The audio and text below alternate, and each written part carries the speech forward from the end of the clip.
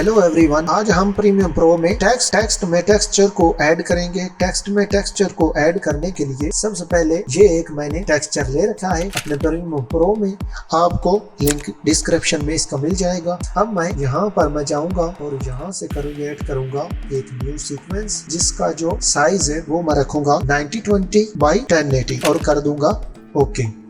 Sequence हमारी create हो चुकी है। यहाँ पर हम टेक्स्ट को ऐड करेंगे। टेक्स्ट को ऐड करने के लिए मैं जाऊंगा एसेंशियल ग्राफिक्स में। आपको अगर यहाँ पर नहीं मिल रहा तो जाए विंडो में और यहाँ से एसेंशियल ग्राफिक्स को चेक कर दें। अब मैं आ गया एसेंशियल ग्राफिक्स में। जहाँ पर मैं ये एक छोटी सी फाइल का आइकॉन बना हुआ है, यहाँ पर न्यू लेयर वाले आइकॉन पर क्लिक करेंगे और क्रिएट करेंगे एक टेक्स्ट। और यहाँ से जो टेक्स्ट है वो मैं यहाँ पर करूँगा ऐड। टेक्स्ट को ऐड करने के बाद मैं इसका स्केल करूंगा इंक्रीज और इसे फॉन्ट को करूंगा चेंज। मैं रखूंगा एक्स्ट्रा बोल्ड कुछ इस तरह से और इसे करूंगा मैं और इसे लाऊंगा मैं यहाँ से सेंटर में लाने के बाद अब मैं इसी न्यू लेयर वाली फाइल पर दोबारा जाऊंगा और यहाँ पर मैं करूंगा क्लिक और यहाँ से लाऊंगा एक अपने टेक्सचर को फ्रॉम फाइल। तो ये टेक्सचर मैं यहाँ पर लेकर आऊंगा। इसे मैं इस अपने टेक्स्ट के ऊपर, ये हमारे टेक्स्ट के ऊपर आएगा तो इसे मैं करूंगा इसके साइज को इंक्रीज कुछ इस तरह से। अब मैं इसे लेकर आऊंगा अपने टेक्स्ट के नीचे और सिलेक्ट करूंगा अपने टेक्स्ट वाले लेयर को, आऊंगा नीचे और यहाँ से कर दूंगा मास्क विद टेक्स्ट।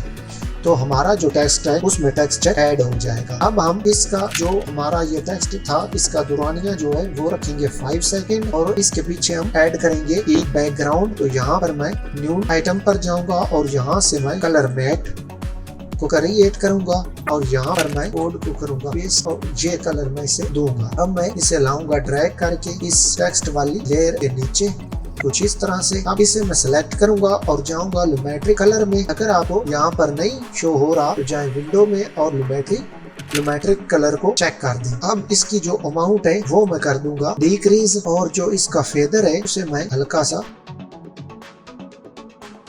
बढ़ा दूंगा। बढ़ाने के बाद इसकी जो राउंडनेस है उसे भी मैं करूंगा कम कुछ इस तरह से और जो इसका मिड पॉइंट है उसे मैं कम कर दूंगा। कम करने के बाद इसके फेदर को कर दूंगा मैं फुल 100 पर कुछ इस तरह से। अब मैं ये जो हमारी टेक्स्ट वाली लेयर है इसको पर ऐड करूंगा कुछ इफेक्ट्स। अब हमारा जो टेक्स्ट है इसको हम सिलेक्ट करेंगे। सिलेक्ट करने के बाद इस पर हम ड्रॉप शेडो को अप्लाई करेंगे। जाएंगे इफेक्ट्स में और यहाँ पर ड्रॉप शेडो और इसे मैं ड्रैग करके लाऊंगा इस टेक्स्ट वाली लेयर के ऊपर। अब जाऊंगा इफेक्ट्स कंट्रोल में और ये जो ड्रॉप शेडो इसे कर दूंगा 100 और इसकी डायरेक्शन को कर दूंगा 90% कुछ इस तरह से। तो हमारा जो टेक्स्ट है सबसे पहले मैं इसे सिलेक्ट करूंगा और इस पर करूंगा राइट क्लिक और कर दूंगा इसे नेक्स्ट कुछ इस तरह से। अब मैं जाऊंगा, अब हम नेक्स्ट वाली लेयर को करेंगे सिलेक्ट और जाएंगे इफेक्ट्स कंट्रोल में। यहाँ पर मैं इसके स्केल और पोजीशन को करूंगा इन और इन दोनों की फ्रेम्स को लेकर जाऊंगा मैं 2 सेकंड पर कुछ इस तरह से और ये जो दोनों की फ्रेम्स हैं इनको लेकर आऊंगा मैं 2 सेकंड पर। अब मैं जाऊंगा इसके स्टार्ट पर और यहाँ से मैं स्केल है उसे करूंगा इंक्रीज कुछ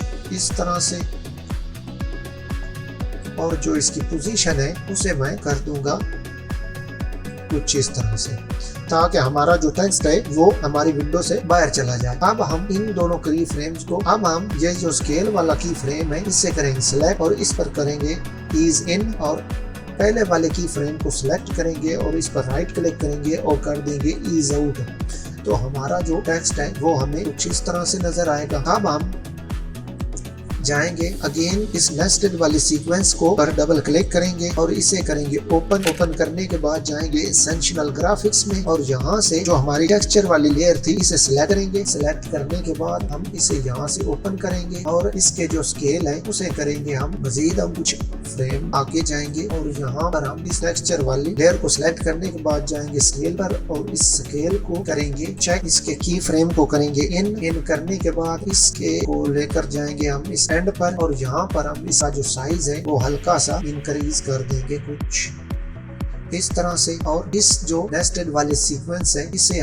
हम कर देंगे क्लोज करने के बाद हमारा जो फाइनल है वो रेडी हो चुका है। हमारा फाइनल हमें इस तरह से नजर आएगा।